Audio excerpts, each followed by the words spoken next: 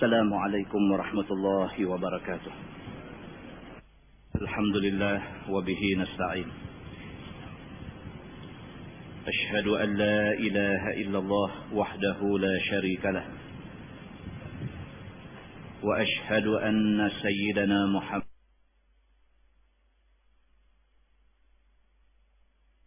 نصلي ونسلم على هذا النبي الكريم سيد المرسلين وعلى آله وصحبه أجمعين. أما بعد، أيها المؤمنون اتقوا الله، أوصيكم وإياي بتقوى الله، فقد فاز المتقون. Muslimin dan muslimat, mudah-mudahan dirahmati Allah Subhanahu wa taala. Kita menggunakan tafsir Nurul Ihsan jilid 4. Ini masih lagi berada di dalam tafsir surah Ad-Dukhan. Surah Ad-Dukhan. Kita masuk ayat 38. Muka surat 63. Muka surat 63. Ayat 38. A'udzubillahi minasyaitonir rajim. Wa ma khalaqnas samawati wal ard wa ma bainahuma la'ibin.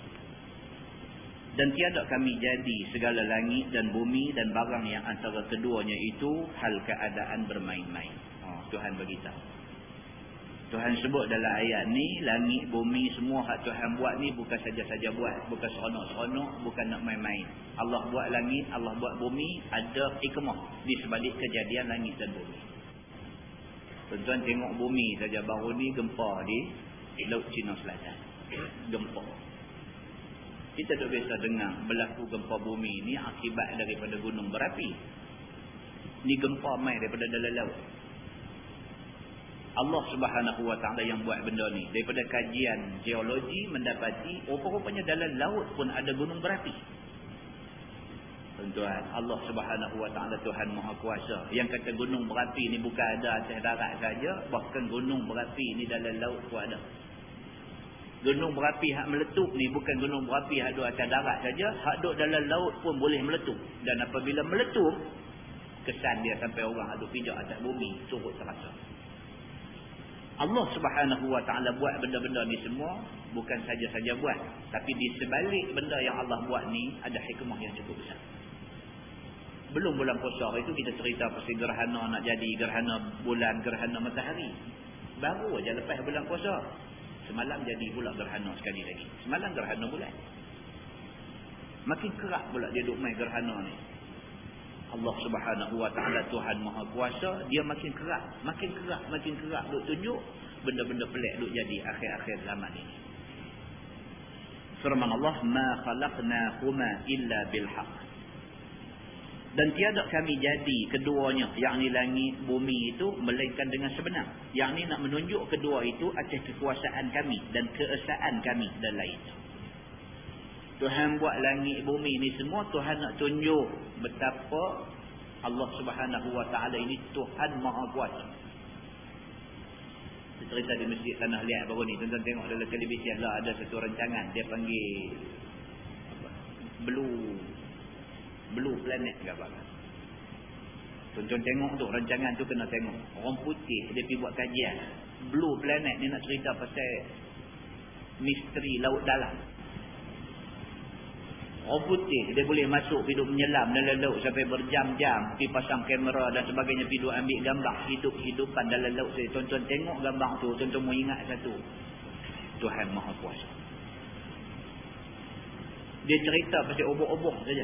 Cerita pasal binatang yang kata obok-obok ni sahaja, tuan-tuan boleh bayangkan dia jalan sekali, puak dia saja tu 1000 ekor obok-obok.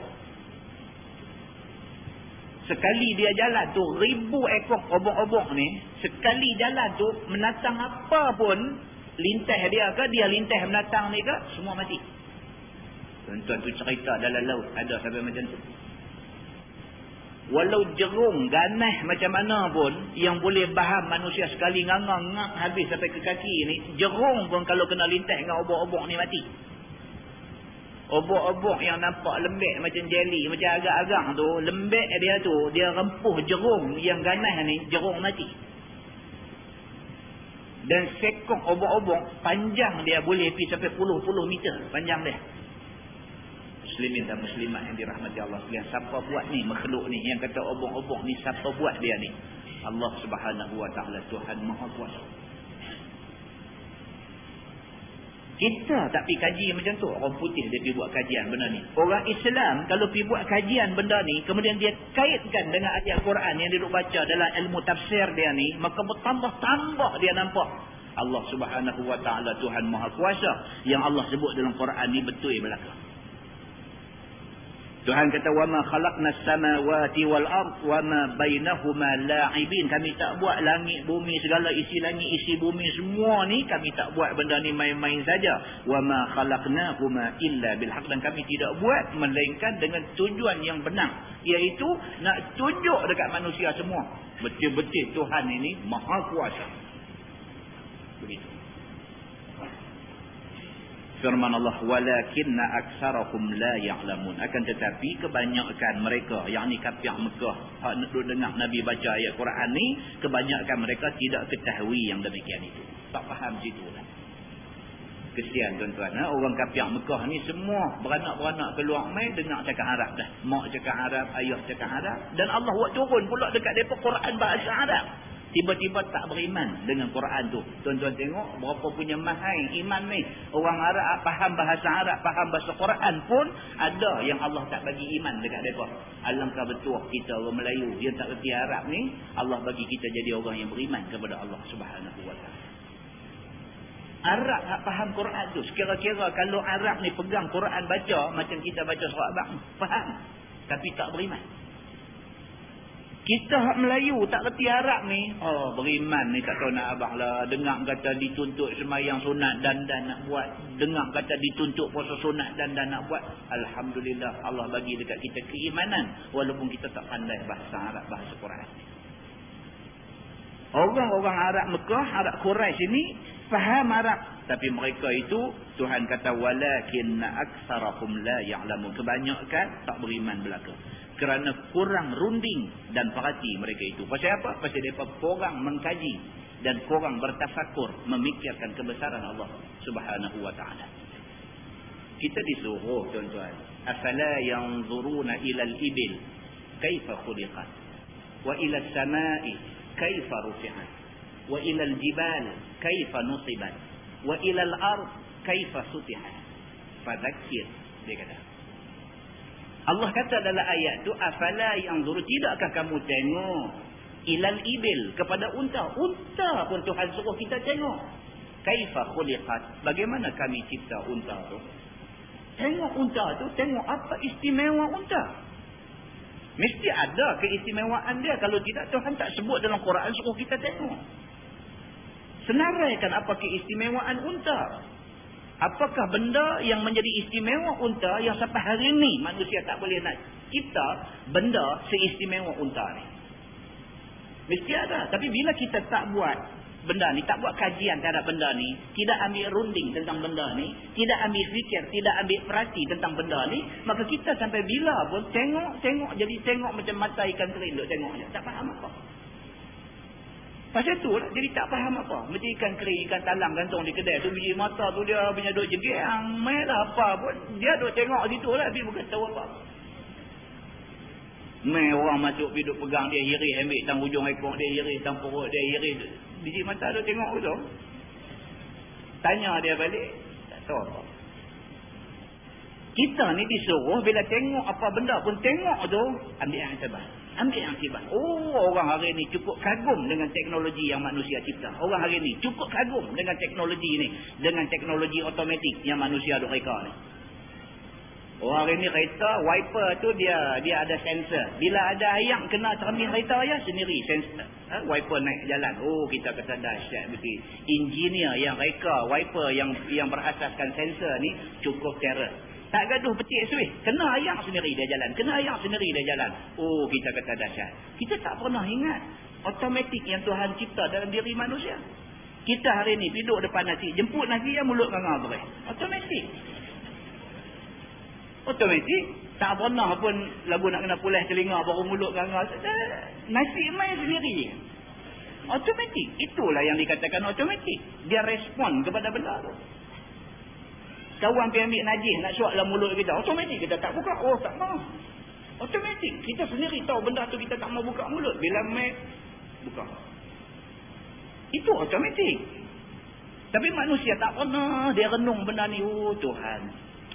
Dahsyat. Kita dua motor balik masjid. Lagi dua motor. Main satu abuk nak masuk mata. Tutup mata. Sendiri mata tutup. Padahal malam gelap. Bukan nampak abuk tu duduk main pun. Tapi main dekat. Sendiri. Budak belajar sains dia kata tindakan pantulan. Dia kata. Sendiri. Tutup je mata. Tak ada fikir. Sampah ni kena katuk mata. Tak ada nak fikir lagu tu. Sendiri katuk. Sistem automatik. Allah reka dekat manusia. Manusia tidak pernah kagum dengan apa yang Allah cipta bagi dekat dia. Tapi manusia kagum dengan hak manusia sendiri buat. Sedangkan manusia yang pergi reka benda-benda ni pun direka, dicipta oleh Allah Subhanahu Wa Taala. Maka demikian Quran kata, dia kata kebanyakan manusia walakinna aktsarahum la ya'lamun. Kebanyakan depa ni tak tahu, depa tak ambil fikir tentang benda-benda ni sampai engkar mereka ini akan hidup kemudian daripada mati, iaitu pada hari kiamat. Punya bantah ni sampai ke peringkat apa hak Tuhan kata dalam Quran dia tak percaya. Tuhan sebut dalam Quran terang-terang wa yauma yuhsyaru a'da'ullahi ilan nari fahum yuzaun. Dan ingat pada hari musuh-musuh Allah dihalau ramai-ramai pi ke satu tempat di padang mahsyar. Maknanya hak mati dah ni hidup balik, kemudian kena hambat pi berhimpun ramai-ramai di padang mahsyar. Ayat Quran kata lagu tu. Ada manusia kata dah, kita mati-matilah, habis ceritalah, tutup buku lah, apa pula nak hidup-hidup. Dia tak percaya. Dia tak ambil fikir berapa punya benda pelik-pelik Tuhan boleh buat. Benda ni setakat orang hidup mati nak bagi hidup balik mudah bagi Tuhan. Dia tak fikir macam tu. Maka engkar mereka itu membawa kepada melemah Allah daripada jadi langit bumi dan sudah jadi. Sampai ke peringkat mereka ni, orang yang bantah, yang engkar ni sampai ke peringkat seolah-olah mereka kata Tuhan ni lemah. Sehingga Tuhan tak boleh nak bagi hidup balik orang yang sudah mati. Firman Allah, inna yawmal fasli miqatuhum ajma'in. Bahawasanya hari kiamat yang mencerai ia, yakni Allah padanya antaranya segala hambanya adalah waktu mereka itu sekalian yang dijanjikan oleh Allah pada segala kitab yang diturunkan atas anbiya bagi azab yang kekal selama-lamanya. Maksudnya hari kiamat adalah hari yang sudah dijanjikan oleh Allah Subhanahu Wa Taala dan dia tentu akan jadi. Itu maksudnya. Firman Allah, yauma la yughni maulan an maulan syai'ah. Ingat hari kiamat itu iaitu hari yang tiada mengkaya dan tiada menolak kekasih daripada kekasihnya akan suatu daripada azab. Ingat baik-baik, kiamat bila mai, satu orang sayang macam mana pun dekat satu orang, dia tak boleh tolong orang yang dia sayang bila mai hari kiamat. Mak pak ni punya sayang dekat anak macam mana punya sayang pun, bila mai hari kiamat esok, kalau anak dia diheret ke neraka, dia tak boleh tolong anak dia. Saya pergi tadi perjalanan nak pergi pejabat, tadi buka radio Era. Alah dia paduk kempen pasal hari ibu.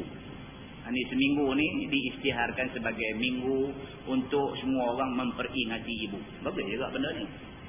Bagus juga. Sekali-sekali buat satu kempen ajak orang ramai supaya ingat kemak. Ingat kemak kita. So pagi tadi radio tu punya apa ni, dia panggil DJ ke pengacara ni, dia buka talian lah. Siapa nak telefon, nak cerita apa kenangan dia, apa pengalaman dia dengan mak dia. Ada satu orang perempuan telefon bagi tadi. Telefon pun tak boleh cakap, teriak lah. Baru nak cerita pasal mak ni, sebab dah tak boleh nak cerita sebab. Dia kata, saya nak cerita satu aja. Dia kata, saya ni baru baik sakit aja. Saya sakit ni hampir macam nak jadi lumpuh. Dia kata. Satu perempuan. Saya sakit baru-baru ni. Sakit saya ni hampir macam nak jadi lumpuh. Mak saya jaga saya macam dia jaga saya masa saya kecil-kecil. Tak boleh cakap dia. Teriak. Sebab tak boleh cakap. Suami saya pun tak boleh jaga saya.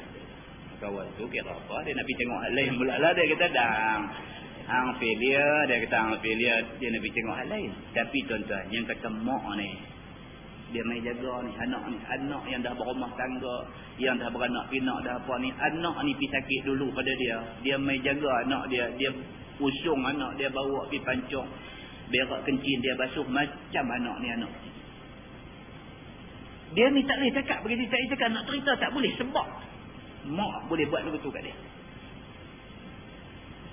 Kita dengar pun jadi tak syok tadi ni. Melelong kereta tak? Musik renguh dia ni. Kata, dia sentuh kita ni. Tuan-tuan, tu yang kata.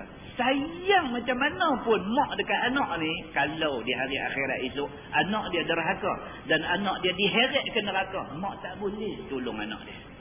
Dia nak abang yang tu. Demikianlah sebaliknya, kalau anak ni sayang ke mak macam mana pun, sayang sungguh kat mak dia, tak payah. Kalau mak dia ni derhaka, mak dia diheret ke neraka, anak tak boleh tolong mak dia. Macam tu cerita dia. So, dalam ayat ni dia kata yauma la yughni maulan an maulan syai'a. Hari di mana hari kiamat itu iaitu hari yang tidak mengkaya dan tidak menolak kekasih daripada kekasihnya akan suatu daripada azab. Yakni tidak menolong ibu bapa akan anaknya dan tiada anak menolong ibu bapanya. Dia kata siapa pun tak boleh tolong siapa dan tiada karabah akan karabahnya. Adik-beradik, abang punya sayang dekat adik macam mana pun abang tak boleh tolong adik kalau adik tak masuk dalam kumpulan orang yang bahagia. Dan tiada pemerdeka akan tuannya dan tidaklah hamba yang dimerdekakan oleh tuannya. Dia satu hamba, tiba-tiba tuan dia, pengulu dia merdekakan dia. Tuan-tuan boleh bayang berapa punya terhutang budi dia kepada tuan dia.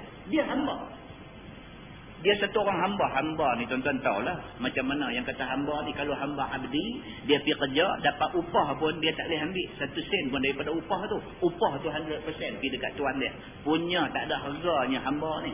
Tiba-tiba tuan dia kata kat dia, aku merdekakan hang. Tuan-tuan boleh bayang macam mana terima kasihnya dia dekat tuan dia. Tiba-tiba di hari akhirat esok, tuan dia ditakdirkan masuk neraka.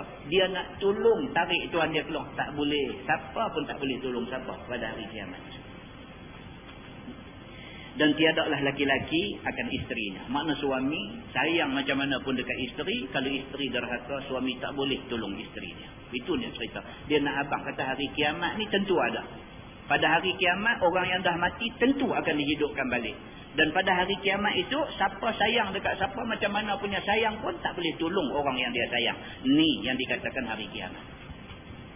Firman Allah, walahum yunsarun. Dan tiadalah mereka itu ditolong sekalian untuk lepas daripada azab selama-lamanya.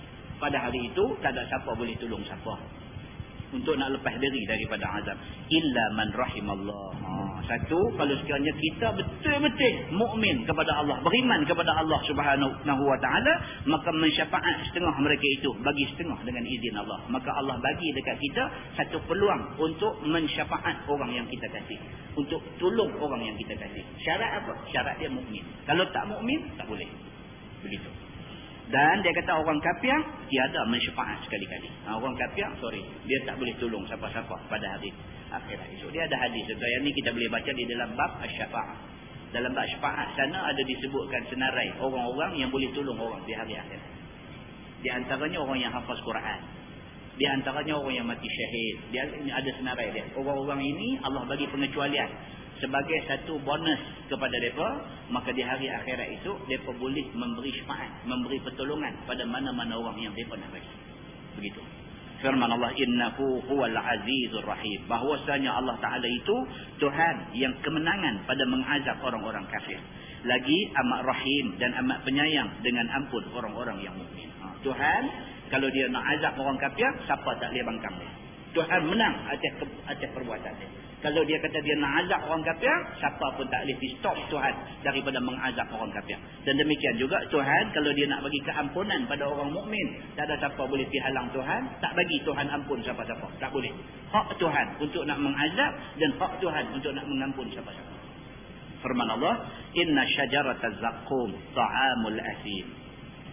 Bahwasanya kayu zakum, ini nama satu pohon yang tumbuh dalam neraka. Itu makanan bagi segala orang yang berdosa besar, yakni daripada segala kafir. Pokok zakum ini tumbuh di neraka. Dia kata ada satu pendapat kata tumbuh di padang sebelah Tahamah, darat sebelah darat negeri Arab. Dia kata ini satu pendapat saja. Tetapi pendapat yang muktamad, dia kata apa? Pokok zakum ini hanya tumbuh dalam neraka. Dalam Quran ada cerita panjang tentang pokok zakum ni. Dia kata mayangnya seperti ru'usus syayatin. Quran kata mayang pokok zakum ini seperti kepala-kepala syaitan. Dia kata. Kemudian dalam hadis ada cerita panjang tentang pokok zakum ini. Nabi SAW kata pokok zakum ini ada buah. Buah dia ni satu berduri. Yang kedua rasa cukup pahit. Nabi kata kalau kita ambil sebiji buah zakum, kita perah. Ayah buah zakum tu menitik atas dunia ni, Nabi kata mati habis segala tumbuh-tumbuhan yang tumbuh atas dunia. Nabi sebut dalam hadis dia. Nabi kata yang dikatakan pokok zakum ini buah dia berduri. Yang tu dah satu pasal. Hak tu orang masuk neraka nak kena telan. Nak kena telan buah berduri itu macam mana jadi, Allah yang mengetahui. Itu satu. Yang kedua, rasa dia ni punya pahit ni, Nabi kata kalau kamu perah buah tu, menitik air daripada buah tu, menitik setitik atas bumi ni. Setitik aja kena bumi ni, mati habis semua tumbuh-tumbuhan yang tumbuh di atas muka bumi ni. Nabi kata begitu. Maka pokok zakum dan buah zakum ini dijadikan bahan untuk menyiksa ahli neraka. Dia kata seperti Abu Jahal misalnya, dan Fir'aun dan segala ikutannya, maka buah zakum itu adalah sepaik-paik pokok kayu. Dia kata. Dan pendapat kata dia tumbuh ni kita kata tadi di padang di sebelah Tahamah, darat negeri Arab. Ditumbuhkan dia oleh Allah Subhanahu wa taala di dalam neraka Jahanam. Maka sangatlah pahitnya dia. Firman Allah, kal muhli yaghli fil butun ka ghalil hamim. Buah zakum itu seperti air tembaga ataupun air timah yang diperhancur dengan api. Yang kata air daripada buah zakum ini bukan saja pahit, air dia tu punya hangat ni diibaratkan seperti tembaga ataupun timah yang dilebok cair. Menggelegak dia pada dalam segala perut orang-orang kafir seperti menggelegak air yang sangat hangat. Maka dia azab kafir dengan diberi makan daripadanya akan zakum itu. Satu nak abang lah. Satu yang kata pokok zakum ini rupa dia tu dah takut dah. Mayang dia seperti ru'usus syayatin, seperti kepala syaitan. Maknanya tengok pun dah takut dah. Yang kedua, duri dia tu, kalau disuruh telan buah berduri tu tak tahu nak jadi macam mana. Yang ketiga, rasa pahit dia tu, kalau menitik atas bumi ni mati segala tumbuh-tumbuhan yang tumbuh di atas bumi. Yang keempat, panas dia ni macam tembaga, macam timah yang dilebok cair, menggelegak bila masuk dalam perut, luruh segala usus perut dan segala isi perut manusia itu sendiri. Begitu. Dan firman Allah Subhanahu wa taala kepada malaikat Zabaniyah yang menjaga neraka. Allah kata khuzuhu fa'tiluhu ila sawa'il jahim. Tuhan kata dekat malaikat Zabaniyah, ambil olehmu wahai Zabaniyah akan dia, yang ni akan kafir-kafir itu, maka tarik olehmu akan dia kepada tengah neraka Jahannam. Orang yang atas dunia bantah derhaka Tuhan ni, di hari akhirat esok Tuhan beritahu dekat malaikat penjaga neraka, khuzuhu, ditangkap depa ni, fa'tiluh, heret depa ni ila sawa'il jahim, pi bawa depa duk tengah-tengah neraka ni.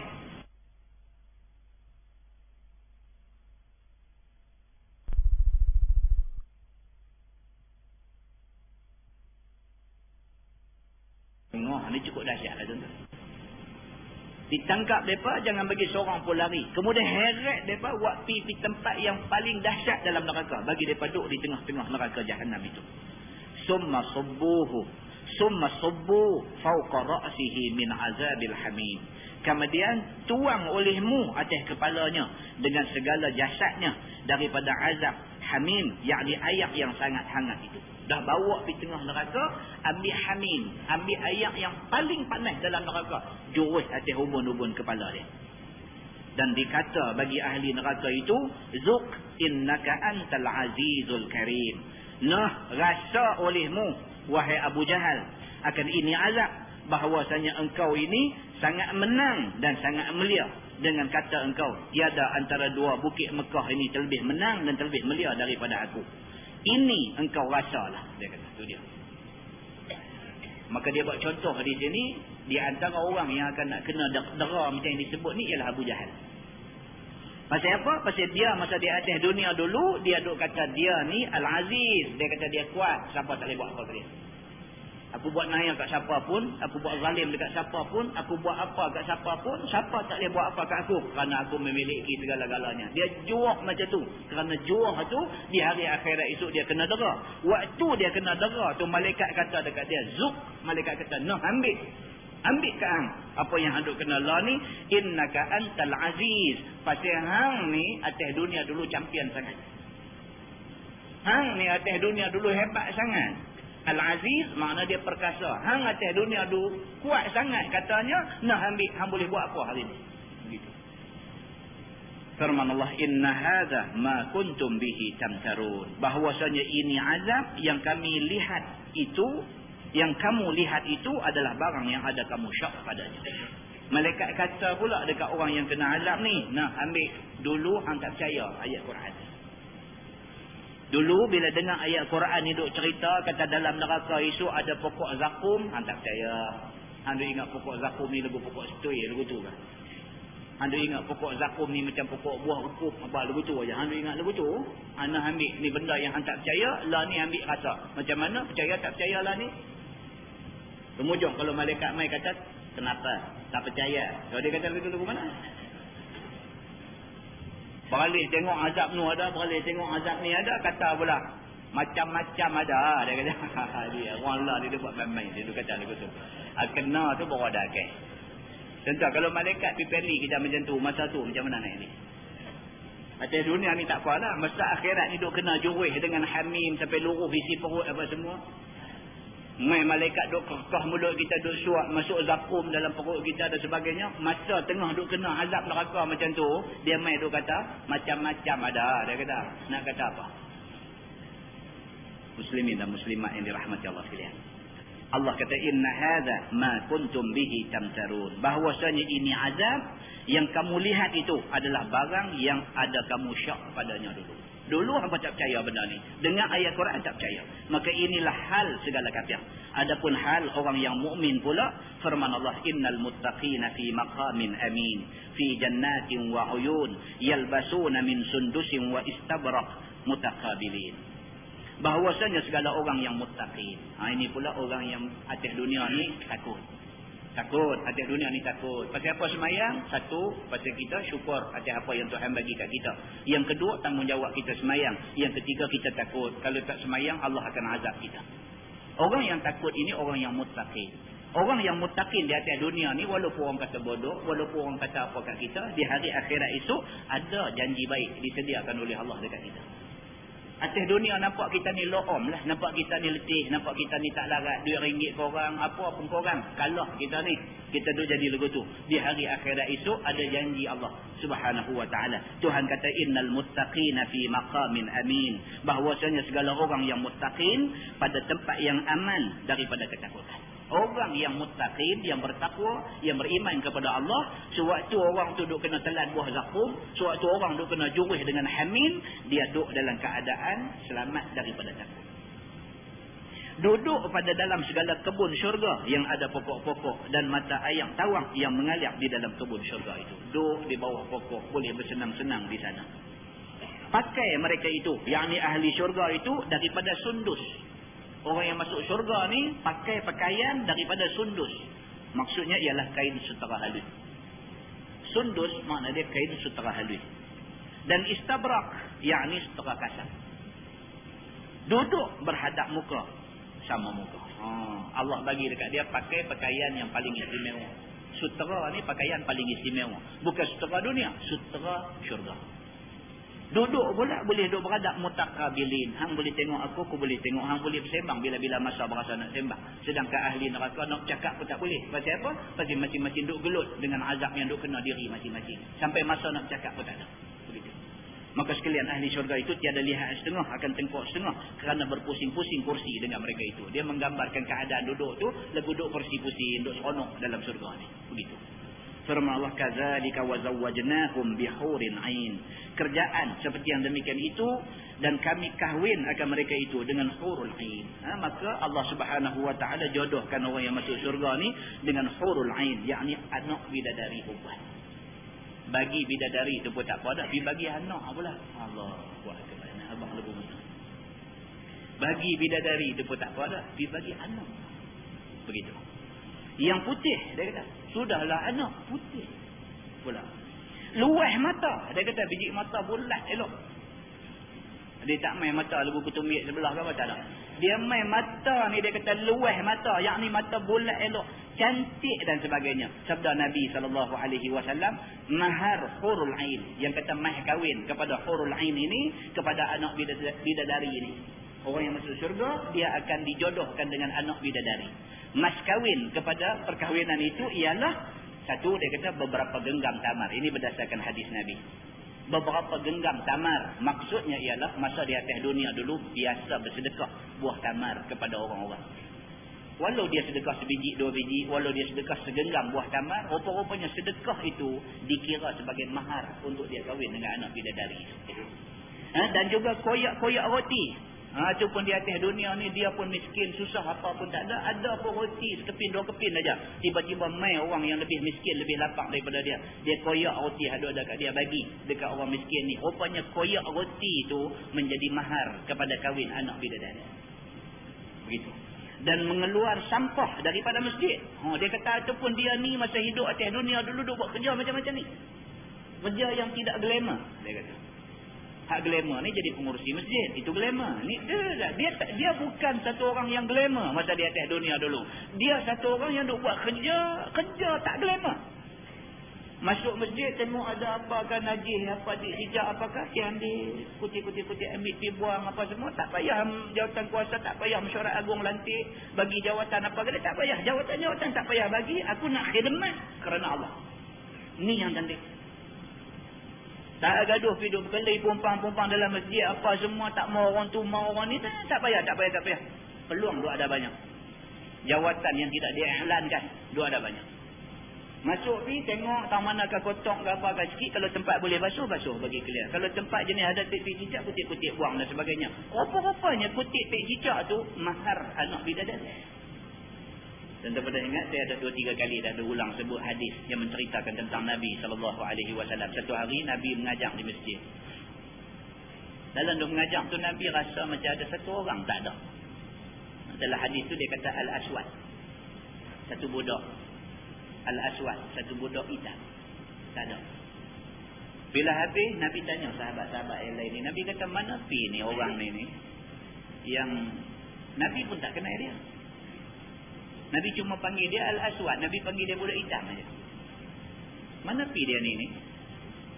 Sahabat pun tahu orang yang dimaksudkan oleh Nabi tu. Oh, mereka kata, ya Rasulullah, dia dah mati dah. Nabi bila dengar macam tu, Nabi macam tak puas hati. Nabi kata, pasal apa tak ada siapa habang dekat aku tentang mati dia ni? Satu sahabat sudah jawab dekat Nabi. Dia kata, ya Rasulullah, dia ni bukan orang penting lah. Maksud lebutu. Allah, dia ni tak ada apa ni. Lebutu punya abang. Nabi bila dengar macam tu, Nabi lagi marah. Nabi terus tanya di mana kubur dia. Nabi pergi dan Nabi buat sembahyang gaib untuk dia. Tuan-tuan, saya nak beritahu apa? Nak beritahu kata kadang-kadang Islam ni kita buat satu kerja yang tak glamour. Tetapi glamour di sisi Allah Subhanahu Wa Taala. Jangan duk ingat kata ya aku dulu silap lah tak mengaji pondok, tak mengaji sekolah agama, kalau tidak lah boleh jadi ustaz duk bagi ceramah apa orang boleh duk main dengar. Belum tentu ustaz duk mengajar agama dapat syurga, belum tentu. Belum tentu tuan-tuan. Kadang-kadang kawan hak duk buat persiapan ustaz nak main mengajar ni, hak duk buat persiapan ni kalau kabut dah daripada siang tadi gotong royong hampak sejadah, hampak kapet, pi duk gulung tikam apa semua nu penek sana sini cuci tandas buh bagi wangi. Orang-orang ni semua tuan-tuan kenal ke siapa ada cuci bilik air Taman Krian ni? Kita pun tak kenal siapa ada buat kerja tu. Tapi tuan-tuan kena ingat Tuhan kenal dia. Tuhan kenal dia. Tuhan kenal dia. Dia buat tu bukan ada tujuan, bukan ada ingat orang kenal dia, orang sanjung dia, orang puji dia. Dia buat tu betul-betul kerana Allah aja. Nak bagi keselesaan kepada anak jemaah dok main mengaji tu. Dia buat kerana tu aja. Tuan-tuan, tak ke pahala dia lebih besar daripada guru dok mengajar. Ini Tuhan. Dia menilai hati manusia. Ini yang kata Allah Subhanahu Wa Taala, dia menilai hati manusia. Tuan-tuan, semua orang ada peluang yang sama besar. Semua orang. Semua kita ni ada peluang yang sama besar untuk nak jadi orang kanan Allah Subhanahu Wa Taala. Cuma kita buat benda baik, ingat kerana Allah. Allah nilai benda-benda baik. Maka tidak heran Nabi SAW bila main masjid, Nabi sedang dia ni tak ada. Nabi sedang dia ni, Nabi pun tak kenal dia siapa, Nabi pun tak tahu dia duduk di mana, Nabi pun tak tahu. Cuma Nabi realize, Nabi tahu ni ada satu orang missing in action. Dia tak ada ni. Nabi tanya, mana api dia ni? Mati dah. Nabi, awak tahu abang? Dia kata, Allah dia ni siapa? Ya tak payah beritahu lah. Kalau yang mati ni orang yang ada nama, baru kami beritahu. Oh, Nabi kata jangan macam tu. Nabi terus pergi, Nabi sembahyang baik untuk dia. Muslimin dan muslimat yang dirahmati Allah sekalian. Maka mahar bidadari itu ialah buang sampah dari masjid. Dan sapunya, ataupun sapu. Masjid kotor dan sebagainya, ambil penyapu, pergi sapu dan sebagainya. Dan buang batu ataupun buang kayu daripada tengah jalan. Ataupun sambil duduk jalan main tadi, tengok dahan pokok, ranting pokok apa jatuh tengah jalan. Hujan kuat, angin kuat, jatuh dahan tengah jalan, mengganggu orang nak lalu main. Ambil, pergi buang, pergi ke tepi. Ambil buang tu, mahar anak bidadari. Begitu. Dia kata diriwayatkan bahawa segala perempuan anak Adam terlebih afdal daripada huril ain dengan 70,000 ganda. Ada pula satu riwayat kata orang perempuan anak Adam, maksudnya isteri kita ni terlebih utama daripada anak bidadari. Tu orang perempuan tak tahu okey. Dia kata tu dia baru dia tahu kita siapa. Dia kata ada satu riwayat mengatakan, dia kata bahawa perempuan anak Adam, maksudnya manusia ni, orang perempuan manusia, isteri kita hak betul lah ni lebih afdal daripada huril ain dengan 70,000 ganda. Mereka ni lebih baik lagi. Jadi kita esok kalau dah sampai di sana, walaupun ditawarkan anak bidadari, kalau kita minta dekat Tuhan, ya Allah aku mau bini dulu juga, senang-senang Allah buat main kat kita kalau sekiranya dia juga beriman kepada Allah Subhanahu wa taala. Sebab tuan-tuan, kita ni dua-dua kena jadi elok. Tak mau kita aja duduk cunggit main masjid ni, merata masjid duduk pergi setiap malam, bini kita duduk tinggal kabung kalang pukang di rumah, tak mau. Dua-dua sekali. Reti agama, reti dua-dua. Faham agama, faham dua-dua. Kita tak boleh pun kita main, kita rakam, bawa balik bagi dia dengar. Kita balik dia kata, hari ni ustaz mengajar apa? Banyak je dia disebut tadi, tapi dia beritahu ni lah pasal kahwin anak bidadari. Yang tu aja ingat, dia tak alain. Alain nak cerita ke hang, payah hang pergi dengar sendiri je kata. Dia ingat satu aja. Kan? Jadi kalau dah macam tu, ada rakam apa balik pasang bagi dia dengar. Hang dengar sendiri macam mana. Kan? Jadi kita tak mau kita seorang. Tengkuk kita seorang aja terlepas, bini kita tangkut, kita tak mau. Bagi lepas dua-dua sekali. Maka makna hurul ain itu, yang dimaksudkan dengan hurul ain itu ialah putih sangat mata putih dan hitam sangat mata hitam. Itu maksud hurul ain. Maksud dia segak lah, comel. Kalau kata mata hitam, dia tu hitam betul. Kalau kata mata putih tu putih betul. Segak lah. Makna kata nak abang kata segak. Kalau kata mata putih tu merah, yang tu dia main selaput mata, tak elok lah. Yang tu pergi tengok, Allah kata nak bagi kat aku pun, nak kena pergi operate dulu mata. Tak mahu. Tuhan bagi di sana, dia kata hurul ain. Mata putih ni cukup putih. Mata hitam ni cukup hitam. Dia kata. Makna kata cantik mereka ni. Dan luahnya, dua kali ulang dah. Dia kata, dan puak-puak ni semua biji mata bulat. Biji mata luah. Firman Allah, yad'una fiha bikulli fakihatin aminin. Maka menuntut mereka itu, ahli syurga itu, akan khadam pada di dalam syurga dengan tiap-tiap buah kayu syurga itu. Itu dia. Duduk dalam syurga ni, pendek kata tak buat apa. Khadam keliling. Yang kata khadam ni macam mana punya kata khadam ni sebanyak buah kayu tu, banyak tu khadam tak ada. Allahu akbar. Tuan-tuan, kalau kata atas dunia ni kita kata Perdana Menteri lah. Perdana Menteri ni setiap usaha dia ada berapa ramai tak tahu nak apa. Setiap usaha akhbar saja dia ada berapa orang. Tak tahu. Macam-macam setiap usaha dia ada keliling ni. Pendek kata tak ada orang buat semua. Begitu cerita. Khatam dia ada keliling ni. Yang kata dalam syurga ni habuan picit kaki orang lain, habuan picit tangan orang lain, habuan picit.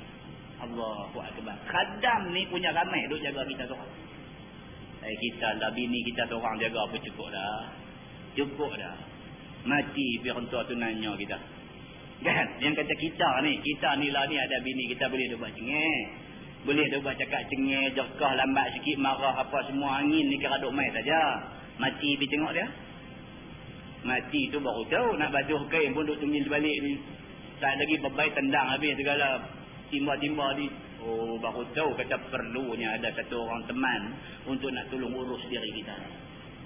Perlunya ada satu orang tolong urus kita ni, perlu macam tu. Dalam syurga, melihatkan kepada keperluan manusia kepada orang tolong ni, Allah sediakan khadam begitu punya ramai. Dia hal keadaannya aman sekalian daripada putus buah kayu. Pokok kayu ni pula yang ada di syurga ni, buah tak mutus. Tak ada musim. Teringat nak makan buah apa, ada saja. Teringat buah bukan-bukan pun ada. Dia kata. Dan mudaratnya, dan aman daripada segala ketakutan. Aman daripada mudarat dan ketakutan ketika duduk dalam syurga. Firman Allah, la yazuquna fiha al-maut illa al-mautatal ula. Dan tiada rasa mereka itu, yakni ahli syurga tu padanya akan mati. Ahli syurga masuk dalam syurga tak mati dah sampai bila-bila. Yang kata ahli syurga ni adalah orang yang dah mati dah. Kita hidup atas dunia, kita mati. Lepas kita mati tu hidup balik. Hidup balik tu kalau masuk syurga, masuk tak mati dah. Gitu. Melainkan mati mula masa di dalam dunia itu saja. Kita hanya mati dulu saja. Masa hidup atas dunia dulu, umur 70, 80, Allah takdirkan kita mati. Itulah mati sekali yang kita rasa. Lepas itu hidup pula di akhirat itu, hidup yang tidak mati lagi. Begitu. Wa waqahum azabal jahim. Dan pelihara Allah akan mereka itu, yakni akan ahli syurga itu, daripada azab neraka. Dah kata masuk syurga, sekali-kali tak akan keluar daripada syurga untuk masuk neraka. Sekali-kali tak akan berlaku. Yang ada ni, masuk neraka, habis kena azab semua, keluar daripada neraka, masuk syurga. Yang tu ada. Tapi orang yang dah masuk syurga, kok kata nak tersilap. Nak keluar balik, pasal apa? Senarai dia tersilap. Sebenarnya dia tak ada dalam daftar pemilih untuk masuk syurga. Misalan lagu tu. Silap senarai.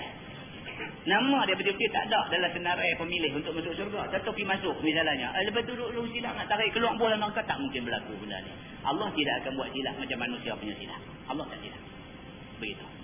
Jadi dia kata orang yang dah masuk di dalam syurga ni, wa waqahum azabal jahim.